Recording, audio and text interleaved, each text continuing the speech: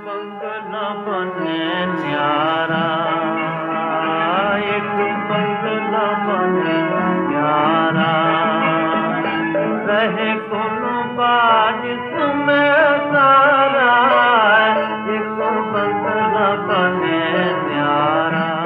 जीवन का चमत्कारी दिन मेरा अपना मकान बनने जा रहा था।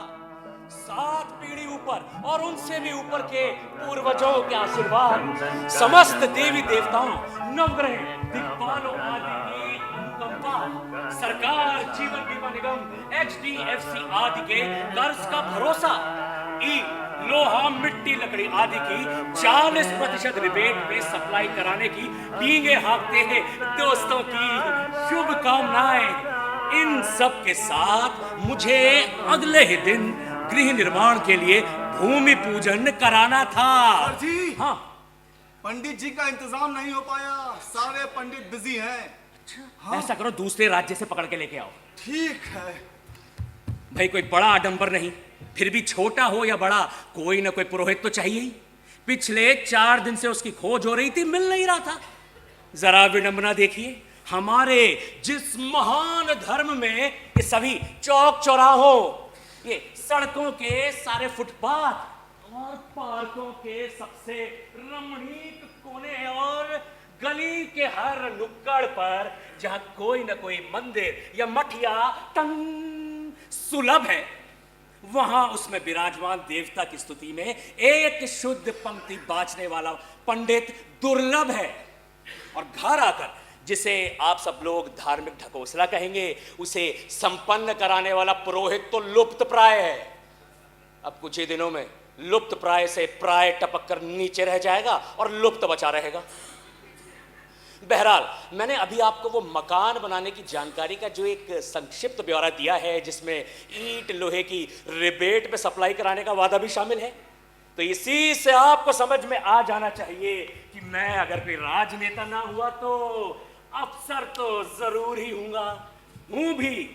इसलिए पुरोहित की नायाबी से परेशान होकर मैंने अपनी कठिनाई जब अपने से छोटे एक अफसर को बताई, तो उसने अपनी सुपरिचित संकट मोचनी मुद्रा में कहा, कोई दिक्कत की बात नहीं है सर जी। हाँ, मैं आपके घर पे अपने प्रदेश के गन्ना विभाग के एक स्टेनोग्राफर को कल शाम भेज दूंगा। अरे, दो स्टेनोग्राफर तो हमारे यहाँ भी बेकार बैठे हैं। वो देखो क्या कर रहे हैं वो, हैं? स्टेनोग्राफर का क्या होगा? अरे सर जी, वो ऊंचे दर्जे का पंडित भी है। जी हाँ, वो आपका भूमि पूजन बड़े ही विधि विधान से करवा देगा। अरे सर जी, क्या बात कर रहे हैं आप? उसी दिन शाम को दफ्तर में मुझे उसका फोन आया। हेलो जी, नमस्कार सर। नमस्ते सर, ये भूमि पूजन कहाँ होगा, कब होगा सर? हाँ, भाई देखिए, वो तो साइट पे होगा और कल होगा। कितने बजे? ये कोई 3 से 4 के बीच। ठीक है सर, मैं कल ठीक शाम 4 बजे ना साइट पे पहुंच जाऊंगा और पूजन सामग्री जो है उसकी सूची में आपको भेजे दे रहा हूँ सर। सुनो जी, फोन पर किए गए इकरार का मुझे भरोसा नहीं है, तुम खुद आ जाओ, पूरी बात हो जाए। ठीक है सर।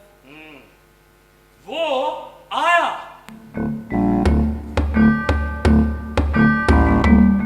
हिंदी कहानियों में नियोजन रहित परिवार और अभावों से दबे क्लर्क का स्टीरियोटाइप। दुबला पतला खोखले चेहरे के भीतर ये पान तंबाकू की कालिक में सींचे खुने खुए दांतों वाला विनम्र, घबराया बौखलाया सा, आपको प्रसन्न करने को आतुर। आते ही अपना धार्मिक रवैया मैंने इसको समझा दिया। इधर आओ। जी भाई देखो, मैं धर्माचरण करना चाहता हूँ, कर्म कांड, पर इसमें ये ज्यादा वक्त जाया नहीं करना चाहता। 20-25 मिनट तो लगे जाएंगे। 20-25 मिनट तक तो ठीक है, पर 1 घंटा 1.5 घंटा बिल्कुल नहीं। अरे, घंटा 1.5 घंटा बहुत होता है सर, इतने में तो विवाह कृत्य हो जाता है। पर ये याद रखिएगा कि ये विवाह कृत्य नहीं है। ठीक है सर। चलिए, तो मेरा गृह आरंभ इस गधे के अशुद्ध मंत्रों से होगा, पर ब्राह्मण के मुख से जो भी निकले वही शुद्ध है। जो भी निकले, मतलब जो भी शब्द निकले, पर किसी स्टेनोग्राफर के मुंह से निकली पांग की पीक नहीं।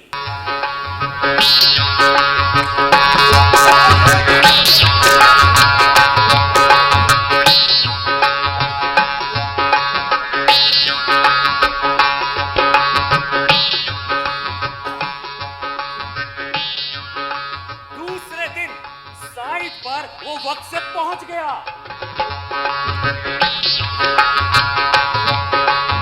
5 मिनट में तैयार किया जाता। चलिए चलिए चलिए चलिए। भूखंड के पीछे एक कोने में नीम का बड़ा पेड़ था, वो उसकी आड़ में चला गया। पूजा स्थल पर मैं और मेरे लगवे भगवे पूजा की तैयारियों में जुटे रहे। जल्दी करो।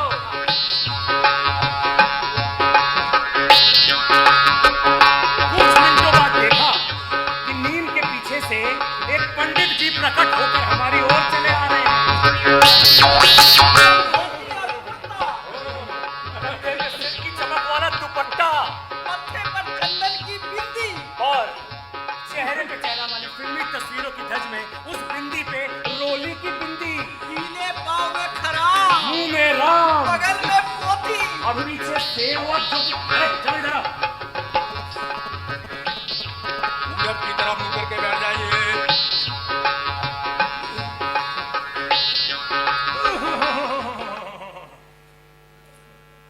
कच्छ है। कच्छ टिका मतलब धोती की लांग। बिना धोती पहने आप पूजा में बैठ नहीं सकते, धोती पहन के बैठिए। धोती नहीं थी। गाड़ी में बैठकर मैं घर पहुंचा। रास्ते में मैंने धोती खरीदी। सामने में मुस्तैदी दिखाते हुए वापस लौटा।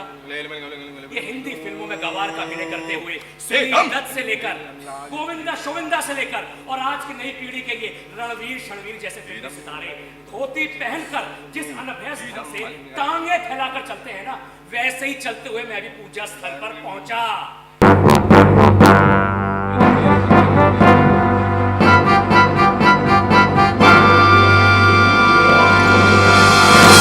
आरंभ कीजिए। 25 मिनट धोती कांड में बीत गए। बैठिए।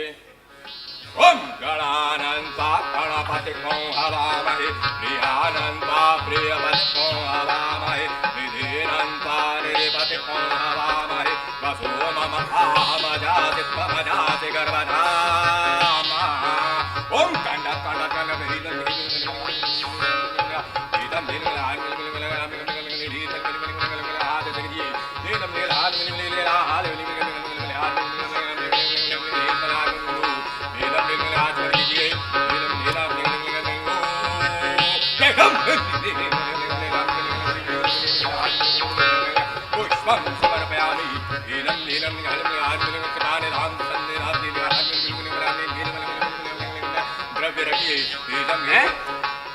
कुछ भी श्रद्धानुसार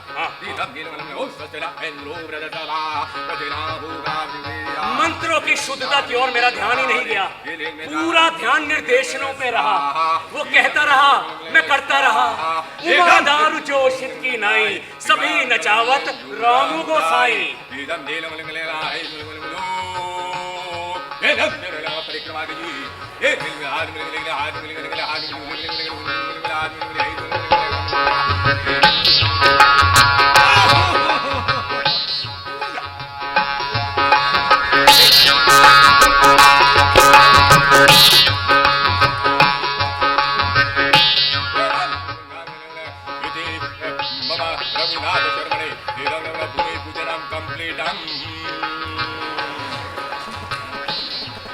पूजन के बाद आचार्य के पूजन और दक्षिणा का विधान है। नहीं, मेरे चरण पखारने की जरूरत नहीं है। तिलक कीजिए, अक्षत लगाइए। ओम सस्त वस्तु देखो जलमस्तु चिरायरस्तु गोवादिरस्तु धन धान्य समृद्धिरस्तु ऐश्वर्यवस्तु बलमस्तु रिपुक्षयस्तु। दक्षिणा दीजिए। ये लीजिए। रख लीजिए। यहाँ पे दरवाजा।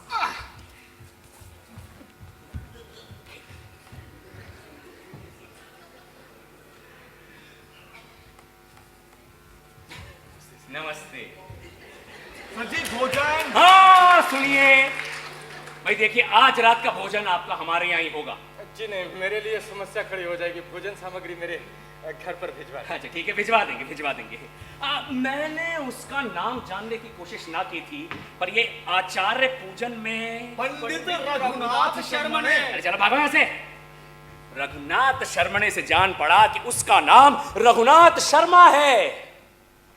मैंने सोचा कि नौकरों पे ज्यादा निर्भर ना रहकर खुद ही उसका घर देख लूं, ताकि दोबारा जरूरत पड़ने पर मुझे उसके बारे में पूरी जानकारी रहे। शाम को अंधेरा हो जाने पर मैं खुद हाथ में आटा, दाल, चावल, घी आदि भोजन सामग्री लेकर उसके दरवाजे पे पहुंचा। भैया ये बाबू क्या पंडित रघुनाथ शर्मा। अच्छा शर्मा जी, हाँ। ये इधर। दरवाजा खुलते ही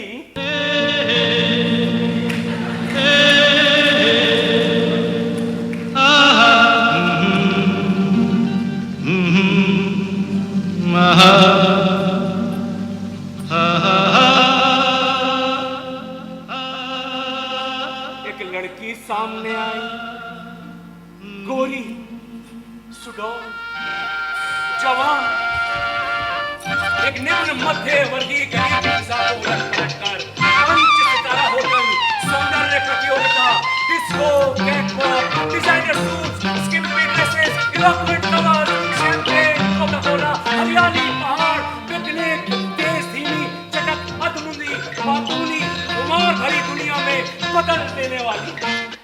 पापा को भेजूं?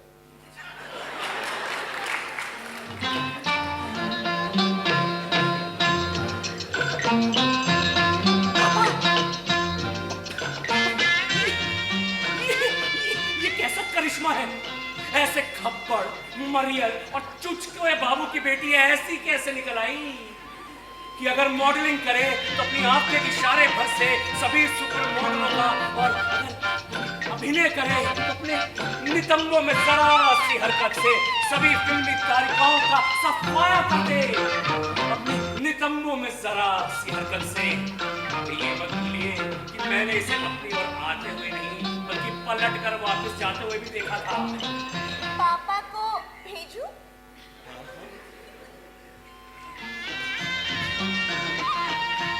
मेरी 20 साल की बेटी का चेहरा अचानक मेरी आंखों के आगे पहुंचा। वो ठिगनी, काली और मोटी थी। उसी समय हत्यारे ने मेरी आत्मा में प्रवेश किया, जिसे मेरे विवेक ने कान पकड़कर बाहर निकाल दिया। पर ऐसा करने के बावजूद भी मेरी बेटी के प्रति मेरी नाराजगी मेरे मन में पूरी तरह से नहीं मिटी थी, क्योंकि आंख से ओझल हो जाने के बाद भी रघुनाथ शर्मा की लड़की आंखों के सामने थी। रघुनाथ शर्मा जी आए, न धोती में, न पतलून में, बल्कि 4 खाने की लुंगी में। नमस्ते। आप ऐसे है, ये बैठिए। मुझे लगा कि पिए हुए। मेरी आंखें उन्हें थोड़ा डगमगाते हुए देख रही थी, और मेरी नाक जो सूंघ रही थी वो गन्ने का आखिरी हश्र था, जिसे रम कहते हैं। ये लीजिए आपकी भोजन सामग्री। जी आपने मेरे लिए कष्ट किया। Sorry sir, very sorry sir. पता नहीं किस बात का खेद प्रकट कर रहे हैं। और जरा सुनिए, मैं भी चलता हूं, फिर कभी आऊं। नहीं सर सर सर, चाय पानी। अरे देखिए, चाय की क्या आवश्यकता। आपका घर देख लेना चाहता था, देख लिया। वो आपकी बेटी है। जी सर, वो मेरी शत्रु भी है। अरे ऐसा क्यों कह रहे हैं आप? अरे क्या बताएं सर, एमएससी कर चुकी है, फर्स्ट क्लास, दिल्ली जाकर नौकरी करना चाहती है। अरे तो करने दीजिए। अरे मैं मना क्या कर रहा हूँ सर, पर कहता हूँ कि शादी करके जाए। तो अब तक तो शादी हो जाती सर, मंगली है। अरे तो इसमें लड़की का क्या कसूर? कसूर ये कि 3 साल की मेहनत के बाद उसकी जन्म कुंडली के अनुरूप लड़का मिला है, पर उसके घर वाले 4 लाख का दहेज मांग रहे सर। इधर मैं किसी तरह जुगाड़ करने में लगा हूं और उधर वो कहती है कि दहेज लेने वालों के वहां शादी नहीं करेगी। ऐसा कहती है? अच्छा अच्छा, ये लड़की का नाम क्या है? उषा है सर। उषा? अरे पर मुझे कहाँ पता था कि उषा नाम रख देने से वो ब्राह्मण की बेटी नहीं असुर की कन्या हो जाएगी। अरे बाणासुर की बेटी। अरे पंडित जी आप तो, अरे देखिए आप परेशान मत होइए, ये समय जो है ना सब ठीक कर देगा। अच्छा मैं अभी चलता हूँ, अच्छा फिर कभी आऊंगा, जरूर आऊंगा।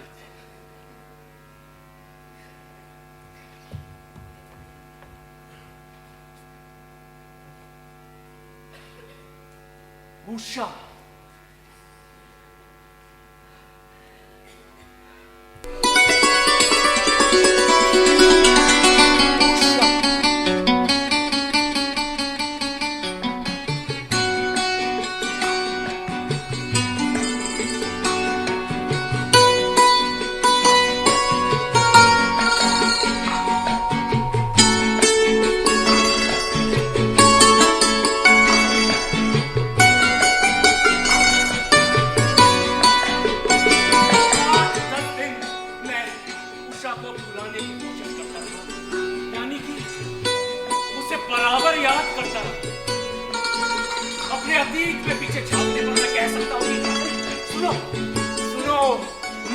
लंपट नहीं हूं और पहले कभी ऐसे व्यामों का शिकार भी नहीं हुआ था। मेरी उम्र में जो उसके बाप से 2-3 साल ज्यादा ही होगी, ये हास्यास्पद था, पर फिर भी मन में उषा का आकर्षण गहरा होता जाता था। मैं नहीं जानता था कि मैं क्या करने वाला हूँ, तो जानता था कि जो करना चाहता हूँ वो नहीं हो पाएगा, नहीं हो पाएगा। फिर भी चाहने से अपने आप को रोक नहीं पा रहा था। उषा, उषा।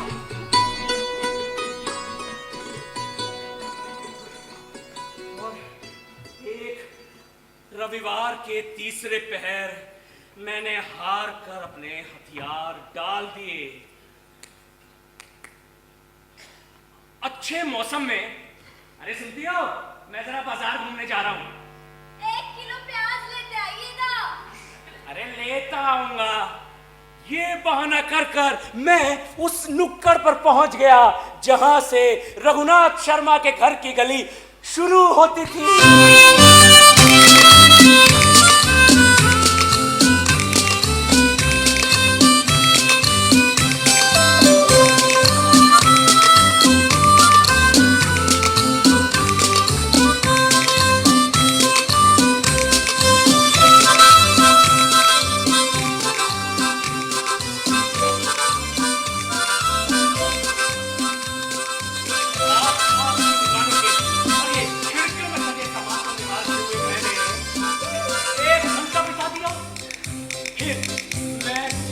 हुए रघुनाथ शर्मा की गली में घुसा।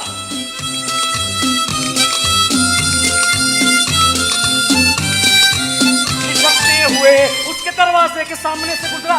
अरे दरवाजा बंद था। फिर मैं झिझकते हुए वापस लौटा। नुक्कड़ पे पहुंचकर तेजी से बढ़कर सड़क पे लगी दुकानों का फिर से निरीक्षण करने लगा। कुछ देर बाद देखा कि उषा घर से निकलकर गली में आ गई है, मेरी ओर ही आ रही है। मैंने उम्मीद की कि वो मुझे पहचानेगी, नहीं पहचानेगी। मैं एक मुस्कुराहट के साथ उसका स्वागत करना चाहता था, पर होठों ने दोनों ओर झांकने से इनकार कर दिया। हेलो उषा, शर्मा जी घर पे हैं या नहीं? ये मैं कहना चाहता था, पर मेरी नजरें उसके चेहरे से फिसलकर दूसरी ओर हो गई। जबान की हरकत बंद थी।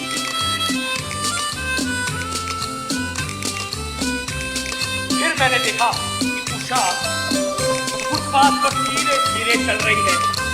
मैंने भी बहुत फासला रखकर उसके पीछे धीरे धीरे चलने का फैसला किया। फिर उसने बॉक्स के पास जाकर उसमें चिट्ठी डाली।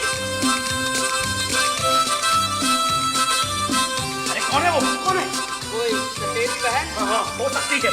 दिल्ली में उसे नौकरी देने वाला कंपनी का कोई ऑफिसर? हाँ, वो भी हो सकता है। या फिर कोई प्रेमी? निश्चय ही प्रेमी होगा, उसका गुप्त प्रेमी। इस समय हत्यारे ने मेरी आत्मा में प्रवेश किया।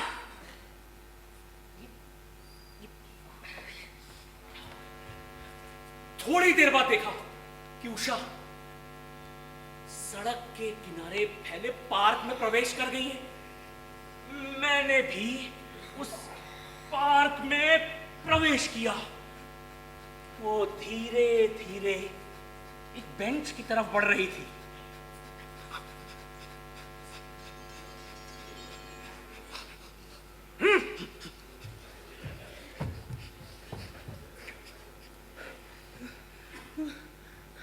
फिर वो उस बेंच पे जाके बैठ गई। इस बार मैंने उसका चेहरा बड़ी नजदीक से देखा।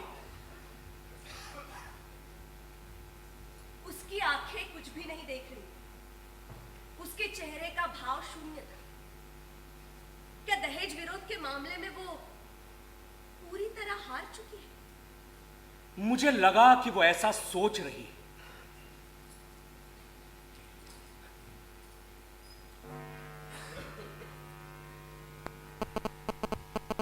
फिर वो धीरे धीरे पार्क से निकल वापस गली में प्रवेश कर गई।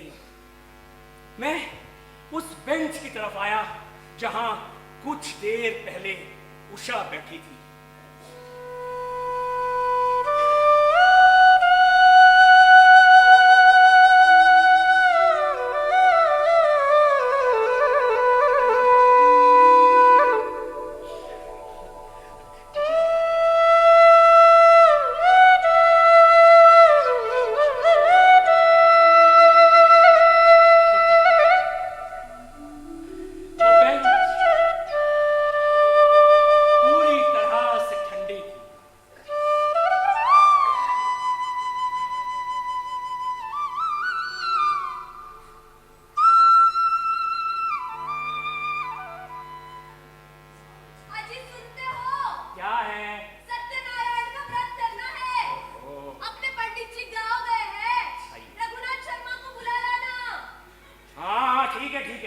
शाम को दफ्तर से घर लौटते समय खुद उनके घर होता आऊंगा।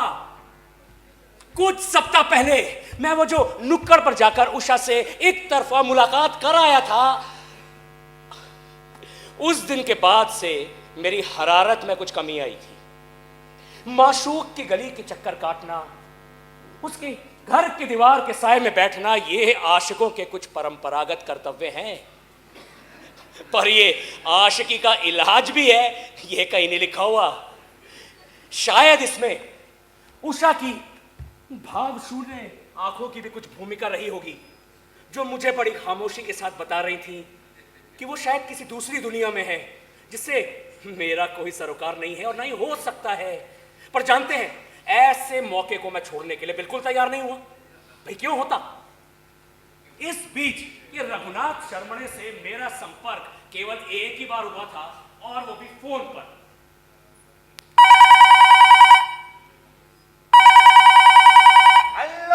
हेलो भाई, मैं बोल रहा हूँ। जी सर, जी सर। भाई देखिए, हमारे एक साथी अफसर है ना, वो रुद्राभिषेक कराना चाहते हैं। जी, अनुष्ठान तो बड़ा उत्तम है, पर मैं उस दिन रहूंगा नहीं सर। ये गन्ना आयुक्त साहब के साथ दौरे पे जा रहा हूँ सर। अच्छा जी भाई, देखिए हम आपके आयुक्त महोदय से कहकर आपके यहाँ रुकने का करवा सकते नहीं हैं। नहीं नहीं नहीं नहीं सर, मेरे लिए विभाग में समस्या खड़ी हो जाएगी सर। अच्छा चलिए चलिए, कोई बात नहीं, आप दौरे पे जाइए। और जरा सुनिए। जी जी सर। आपके घर के क्या हाल है? वो बेटी के विवाह का क्या हुआ? सब ठीक। मेरा प्राणांत होना बाकी रह गया sir. Hello hello Sharma ji. और इस नाटकीय जुमले के साथ टेलीफोन कट गया। उस शाम रघुनाथ शर्मा की गली की ओर जाते हुए मैं कुछ आतुर तो था ही, कुछ सशंकित और कुछ आश्वस्त भी था। भाई ये बकरे की मां कब तक खैर मनाएगी, और निम्न मध्य वर्ग की बामन की बेटी कब तक शादी से इनकार करेगी। गली में घुसते ही देखा कि लो, गली में बिजली गायब थी। अरे इतना तो करना स्वामी कि जब जब दरवाजे पे दस्तक हो तो सामने उषा खड़ी हो, शशि मुख पर घूंघट डाले, आंचल में दीप छुपाए वाली बेलुत्फी ना हो, बल्कि उसकी जगह शशि मुख खुला हुआ हो, मोमबत्ती सीने के सामने हो जो जो उसके चेहरे को रोशन कर रही हो। रघुनाथ शर्मा जी हाँ? कौन है? ये उसका घर नहीं है। वो वाला दरवाजा जाके खटखटाओ। हाँ सुनो, और वो वहां होगा नहीं, समझे? अरे लौंडिया तो 8 दिन पहले ही घर छोड़ के भाग गई। हाँ, सांप निकल गया है और वो साला कहीं लकीर पीट रहा होगा, समझे? चलो जाओ यहां से। पड़ोसी ने इसे बड़े फूहड़पन के साथ बयान किया था। उषा का कमनीय चेहरा अचानक मेरी स्मृति में कौंधा और उसकी उस दिन की वो भाव शून्य आंखें। बात चाहे जितनी फूहड़ जान पड़ती हो, पर ये घटना फूहड़ नहीं हो सकती। क्या पता इसके पीछे विश्व के मधुरतम प्रेम काव्य का ताना बाना रचा जा सकता हो। ये सुनकर भी कि रघुनाथ शर्मा कहीं दूर सांप की लकीर पीट रहा होगा, मैं फिर भी उसके दरवाजे पे पहुंचा।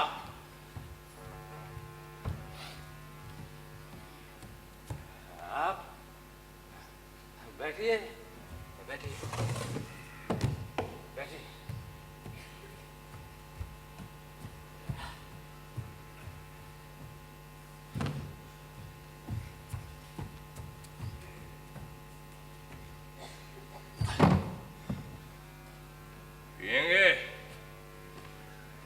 मेज पर एक आधी रम की बोतल, एक आधा भरा हुआ ग्लास और पानी का लोटा था तो सही।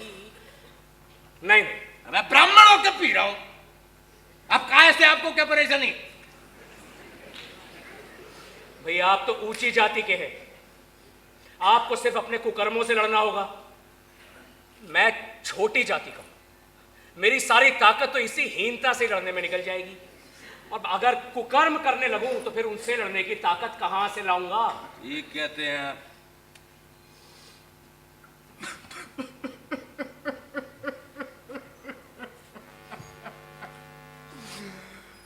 आपको पता है सर मेरे साथ क्या हुआ? उषा। उषा, मैंने आपको कहा था ना कि वो मेरी शत्रु है।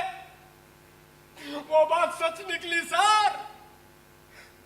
मेरे घर में जो उषा थी वो ब्राह्मण कन्या नहीं, असुर कन्या थी, महासुर की बेटी।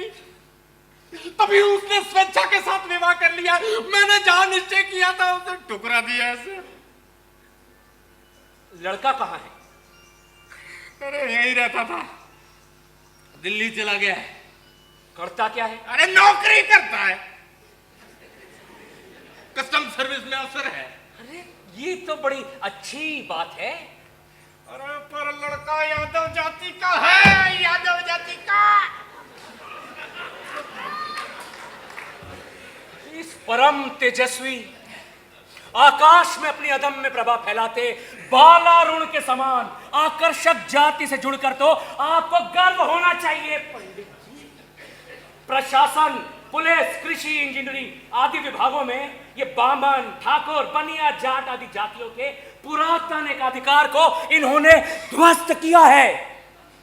भाई ये सब मैं इन्हें काव्य भाषा में कहना तो चाहता था, पर अरे पंडित जी आप भी क्या सोच रहे हैं? भाई ये जाति तो भगवान कृष्ण की जाति है जो हम सबके परम आराध्य हैं। आपको इसमें आपत्ति क्यों है? आप मूर्ख हैं। प्रतिलोम का अर्थ जानते हैं? नहीं। नहीं। जब उच्च वर्ण की कन्या का हीन वर्ण के लड़के से विवाह हो या संबंध, यह प्रतिलोम होगा। सभी स्मृतिकारों ने इसकी भर्त्सना की है। यह महापातक है सर, जो दोनों वंशों की खोपड़ी पर चढ़ा रहता है। देखिए, उस अधम कर्म से मैं, मेरा सारा कुटुंब, हमेशा के लिए नरक में वास करेगा। मैं देखिए ना, अभी से जीते जी नरक में पड़ा हूं। बाणासुर की उषा ने भी यादवों में शादी की थी, समझे? परिणाम क्या हुआ था?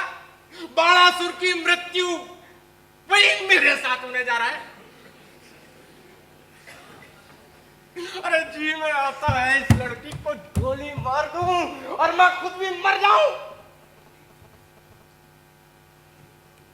वर्ण चाहे जो भी हो, जाति भी चाहे जो भी हो, बाणासुर की उषा हो या फिर आपकी, या इस मामले में दोनों ही अपने अपने पिताओं से ज्यादा जानती थी, क्योंकि दोनों ने ही अपने अपने समय में रेस में जीतने वाले घोड़ों पर ही बाजी लगाई है। सुन रहे हैं पंडित जी?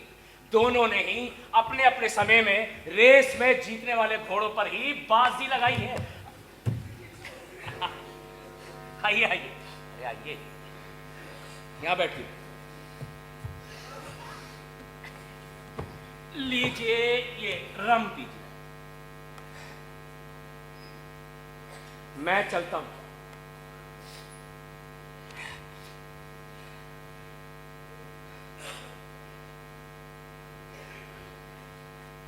रास्ते में सोचा, भाई ऐसा नाटक तो दुर्लभ है जो सभी पात्रों के लिए सुखांत हो। सुखांत।